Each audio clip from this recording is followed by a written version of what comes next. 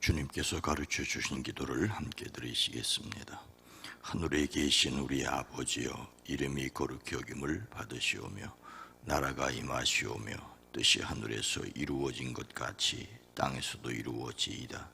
오늘 우리에게 일용할 양식을 주시옵고 우리가 우리에게 죄 지은 자를 사하여 준 것 같이 우리 죄를 사하여 주시옵고 우리를 시험에 들게 하지 마시옵고 다만 악에서 구하시옵소서. 나라와 권세와 영광이 아버지께 영원히 있사옵나이다. 아멘. 영원히 영광을 받으실 아버지 하나님, 하나님께서 영광을 받으시기에 그의 자녀된 저희들이 또한 영광에 참여할 것을 믿고 감사를 드립니다. 매일매일 삶 속에서 천국을 바라보기에 이 땅에서도 승리하는 저희들 되어지게 하옵소서. 하늘에서 이루어진 것을 믿습니다. 땅에서도 이루어지게 하옵소서. 우리의 영과 혼과 육이 예수 그리스도 안에서 평안을 누리게 하옵소서. 이 시간을 구별하여 하나님 앞에 드립니다. 찬송을 드립니다. 마음속 깊은 곳에 소원을 하나님 앞에 아렵니다. 주여 들으시옵소서. 응답하여 주시옵소서. 한 해의 절반을 지나고 후반을 맞으며 감사와 소망을 드립니다. 영광 받아 주시옵소서. 오랜 기도, 간절한 기도 후에 주의 손을 더하여 주시옵소서. 수술을 앞에 두고 있습니다. 수술은 의사가 하지만 의사의 손을 잡아주시어 실수하지 않고 잘할 수 있도록 주님 도와주시기를 바라는 이 마음 위에 주의 손을 더하여 주시되 강건케 하시고 평안케 허락하여 주시옵소서. 예수님의 이름으로 축복하여 간절히 기도드리옵나이다. 아멘. 찬송가 112장입니다. 그 맑고 환한 밤중에 성탄절 찬송가입니다. 112장입니다. 그 맑고 환한 밤중에 천사 내려와 그 손에 받들고서 다 찬송하기를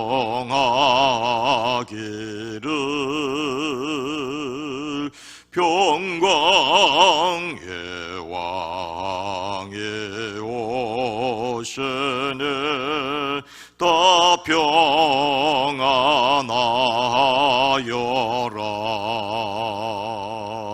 그 소란하던 세상에 다 고요하도다.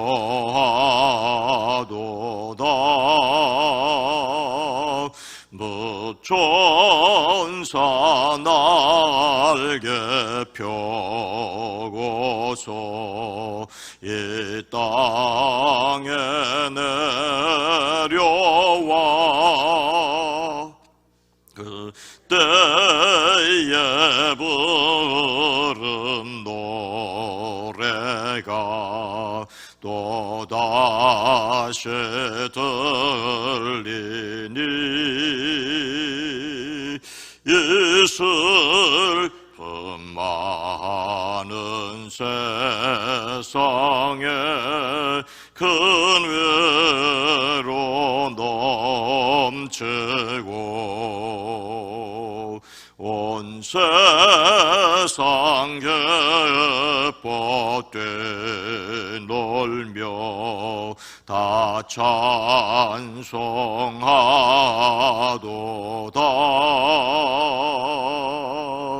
이 괴로움 많은 세상에 짐지고 가는 자 그 험상 줄령 넘느라 온몸에 고난아 이 죄 악마의 세상 살 동안 새 소망 가지고 저 천사의 예쁜 찬송을 들으며 쉬어라.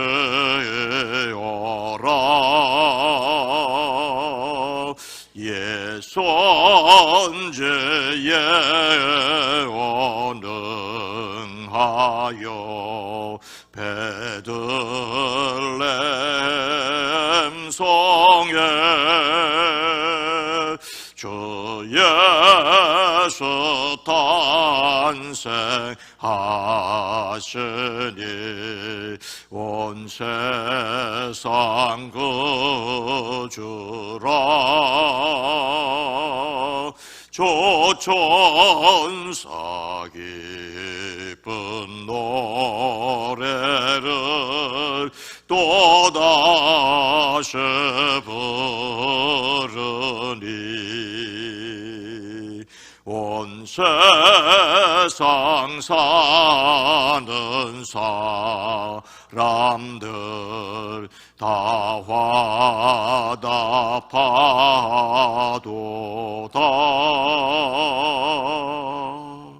아멘. 누가복음 1장 8절로 12절 말씀입니다. 신약성경 85면 누가복음 1장 8절입니다. 누가복음 1장 8절로 12절 말씀을 함께 읽습니다. 마침 사가랴가 그 반열의 차례대로 하나님 앞에서 제사장의 직무를 행할세 제사장의 전례를 따라 제비를 뽑아 주의 성전에 들어가 분향하고 모든 백성은 그 분향하는 시간에 밖에서 기도하더니 주의 사자가 그에게 나타나 향단 우편에 선지라. 사가랴가 보고 놀라며 무서워하니. 아멘. 오늘도 그리스도이신 예수님의 이름으로 승리하시기를 축복합니다. 예수님보다 6달 먼저 태어나 예수님의 길을 예비하였던 요한이 있죠. 우리가 세례 요한 또는 세례자 요한이라고 부르는 요한입니다. 예수님은 다윗의 가문인 유다 지파인데 비하여 요한은 레위 지파입니다. 레위 지파 중에서도 아론의 계보를 잇는 제사장 가문입니다. 제사장 가문의 사람이 광야로 나가 수행하고 사람들에게 세례를 베풀었다는 것은 놀랍습니다. 요한은 구약시대의 최후이자 최대 선지자 중에 한 사람입니다. 그는 개인적으로 의와 청렴, 결백에 의심조차 없습니다. 그는 예수님의 길을 예비한 선구자로서 그 이전에 어떤 사람들보다도 뛰어난 영예를 받았습니다.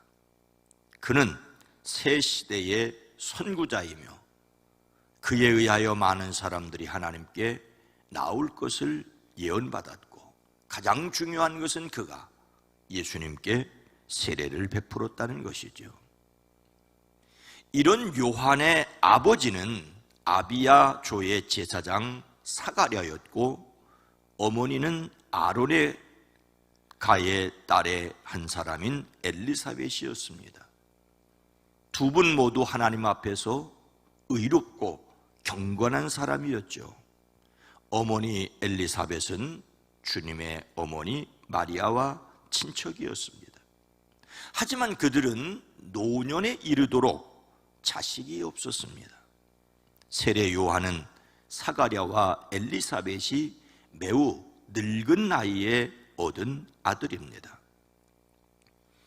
오늘 말씀은 요한의 아버지 사가랴가 아내 엘리사벳을 통하여 아들 요한을 낳게 된다는 하나님의 말씀을 듣는 내용입니다.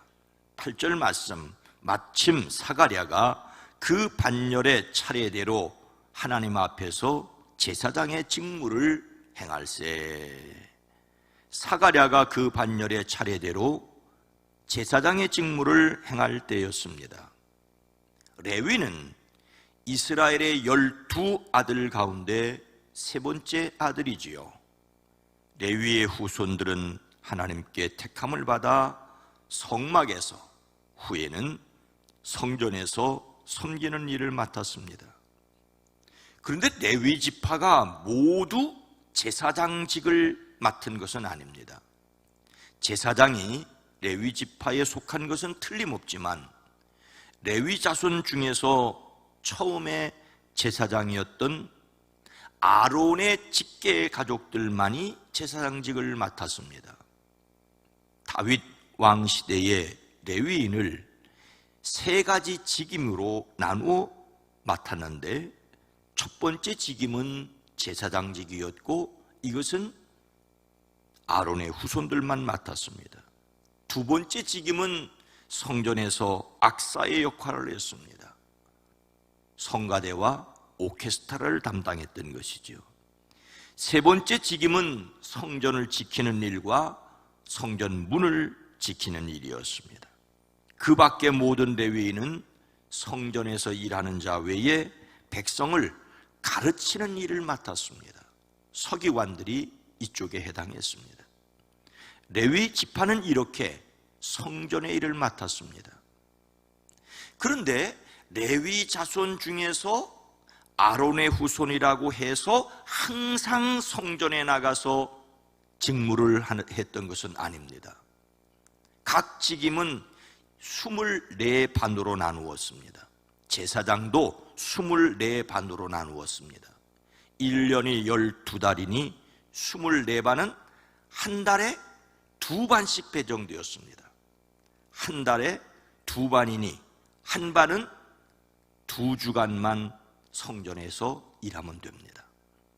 1년에 한 주간씩 2차례만 성전에서 봉사하는 것이 예수님 당시의 제사장의 직무였습니다. 1년에 2주간만 성전에 나와서 봉사하면 되니 할만했겠죠? 나머지는 말씀 연구와 기도에 힘썼습니다. 대신 생활은 제사장 대부분이 매우 가난했습니다. 그래서 다른 일을 하는 사람들이 있어 사회 문제가 되었고, 지금도 이스라엘 정부는 이런 사람들을 정부 돈으로 먹여 살립니다. 그래서 이들의 직업을 놀리는 말로 기도하는 거라고 그렇게 말합니다. 예루살렘에 가면 시커먼 모자 쓰고 시커먼 옷 입고 털 이렇게 기르고 아이들 주렁주렁 달고 다니는 사람들이 있습니다. 하여튼 오늘 말씀은 요한의 아버지가 바로 성전에서 직무를 맡았을 때에 일어난 일입니다. 사가랴는 성전에서 어떤 일을 맡았습니까? 9절 말씀에 보니까 제사장의 전례를 따라 제비를 뽑아 주의 성전에 들어가 분향하고, 사가랴는 제비 뽑아 성전에서 분향하는 일을 맡았습니다.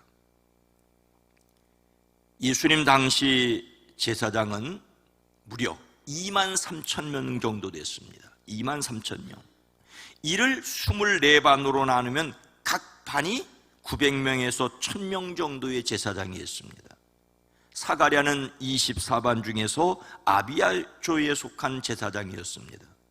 이 조에 속한 제사장들만도 1000명 가까이 되었습니다. 이들이 한꺼번에 성전에 나가서 결코 일할 수가 없습니다. 그래서 그들 중에서 1년에 딱 2주일 봉사하면 되는데 2주일도 또 제비를 뽑아서 일을 맡겼습니다. 성경에서 제비를 뽑아 일을 맡기는 것은 매우 흔한 일이죠. 어떤 일을 할 수 있는 충분한 자격을 갖춘 사람 중에서 제비를 뽑는 것입니다. 누가 맡아도 전혀 이상하지 않을 만큼 자격을 갖춘 사람 중에서 하나님께 선택을 맡기는 것이죠. 우리말로는 같은 값이면 다홍치마라고 했는데, 같은 자격을 갖춘 사람이라면 제비를 뽑는 것입니다. 이런 형편이다 보니 제사장이라고 해도 성소에 들어가 하나님께 분향하는 일은 제사장 평생에 한 번, 평생에 한 번 있을까 말까 한 기회였습니다. 여기서 성소는 지성소를 포함하고 있는 성전 건물 안입니다. 지성소는 대제사장이 1년에 딱 한 번 들어갔고, 성소에는 제비 뽑힌 제사장이 자신이 맡은 일을 하기 위해 들어갔습니다. 이번에 사가랴가 뽑힌 직무는 성소 안에 들어가 향을 피우는 일이었습니다. 영광스럽고 중요한 일을 맡았지요. 사가랴가 향을 피우는 일을 맡아서 성소에 들어갔을 때 온 백성들은 성소 밖, 이 성소 밖도 성전이라고 말합니다. 기도하고 있었습니다.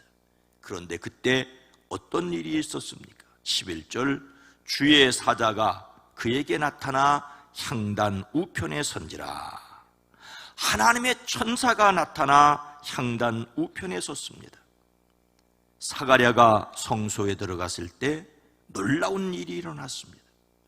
하나님의 소식을 전하는 주의 사자, 즉 천사가 나타났습니다. 이것은 말라기 선지자 이후 400년 동안 하나님의 계시가 끊긴 상황에서 일어난 일이었기 때문에 더욱 믿어지지 않는 일입니다. 하나님께서 보내신 천사, 후에 그 이름이 가브리엘로 19절에 나타나 있죠. 사가랴의 눈앞에 나타났습니다. 사가랴는 천사를 보고 놀라서 두려움에 사로잡혔습니다. 생전 한 번도 보지 못했던 천사가 실제로 눈앞에 나타났으니 놀라움과 두려움에 휩싸이지 않을 수 없었습니다. 사가랴는 불안하였습니다. 그리고 무서워하였습니다. 공포가 그 위에 떨어졌다라고 말할 수 있습니다. 성전 안에서 분향하던 사가랴가 갑자기 천사의 출현으로 두려움에 압도되어 있는 모습을 볼 수 있습니다. 그런데 더욱 놀라운 것은 천사가 전하는 말입니다. 13절 이하의 말씀을 세 번역으로 읽으면 이렇습니다. 천사가 그에게 말하였다. 사가랴야, 두려워하지 말아라. 내 간구를 주께서 들어주셨다. 내 아내 엘리사벳이 너에게 아들을 낳아줄 것이니 그 이름을 요한이라 하여라. 그 아들은 내게 기쁨과 즐거움이 되고 많은 사람이 그의 출생을 기뻐할 것이다. 그는 주님께서 보시기에 큰 인물이 될 것이다. 그는 포도주와 독한 술을 입에 대지 않을 것이요, 어머니 뱃속에 있을 때부터 성령을 충만하게 받을 것이며 이스라엘 자손 가운데서 많은 사람을 그들의 주 하나님께로 돌아오게 할 것이다. 그는 또한 엘리야의 심령과 능력을 가지고 주님보다 앞서 와서 부모의 마음을 자녀에게로 돌아오게 하고 거역하는 자들을 의인의 지혜로 돌아서게 해서 주님을 맞이할 준비가 된 백성을 마련할 것이다. 이렇게 해서 우리가 아는 세례 요한이 출생하게 됩니다. 그런데 또 한 가지 놀라운 사건은 사가랴가 그 천사의 말을 믿지 못하였습니다. 믿지 못한 벌로 말을 못하는 언어 장애를 입게 되죠. 사가랴는 성소에서 천사를 만난 후 말을 못하였습니다. 그러나 무사히 직무를 마치고 집으로 돌아온 사가랴와 엘리사벳 사이에 아기가 잉태하였습니다. 10달이 지나고 엘리사벳이 아기를 낳게 되었을 때 그 이름을 천사가 알려준 대로 요한이라고 이름을 지으라고 하는 순간 사가랴의 혀가 풀려 말을 하게 되었습니다. 참으로 놀라운 일이자 하나님께서 사가랴에게 베풀어 주신 은혜였습니다.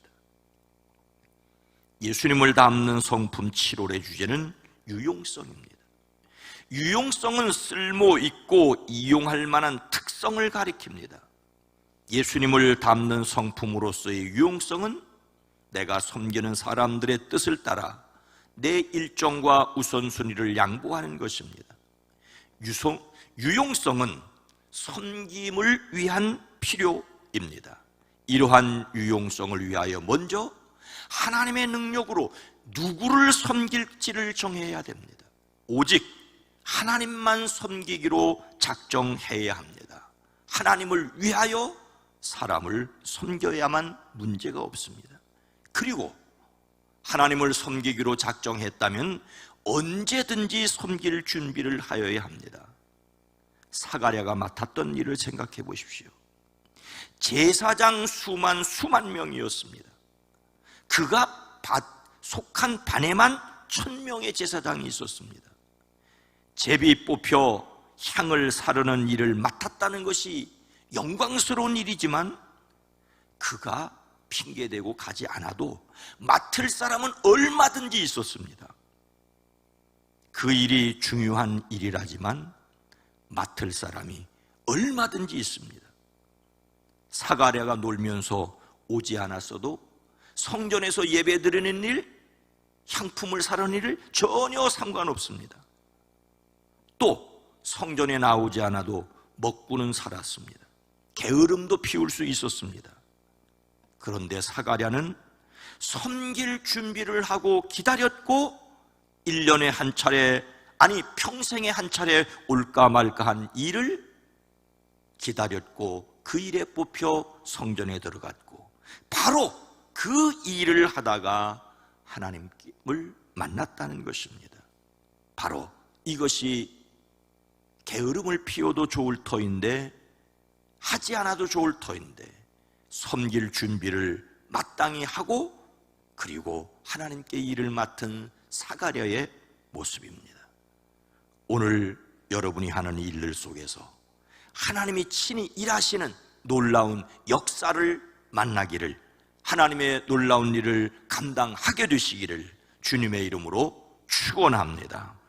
거룩하신 하나님, 자비로우신 주님, 사가랴가 맡았던 일이 매우 중요한 일이긴 했지만 사가랴가 하지 않아도 그 일을 할 수 있는 사람들은 수천 명, 수만 명이었습니다. 주님, 우리가 교회 일을 하지 않으면 하나님의 일이 엉망진창이 될 것처럼 우리는 뻐기고 교만할 때가 있는데 주님, 우리가 하지 않아도 하나님은 하나님의 일을 친히 하십니다.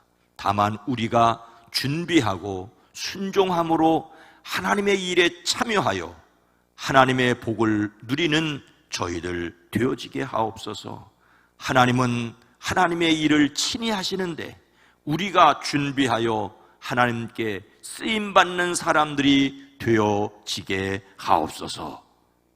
오늘 하루 가정, 일터, 삶의 현장에서 하나님께 쓰임받는 하나님 앞에 유용한 삶이 되어지게 하옵소서.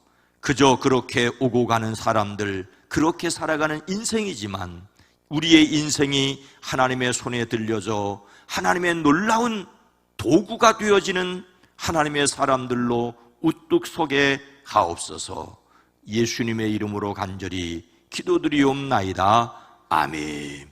주여, 우리로 오늘 하루도 하나님의 손에 들려져 쓰임받는 하루가 되어지게 하옵소서 기도합니다. 주여!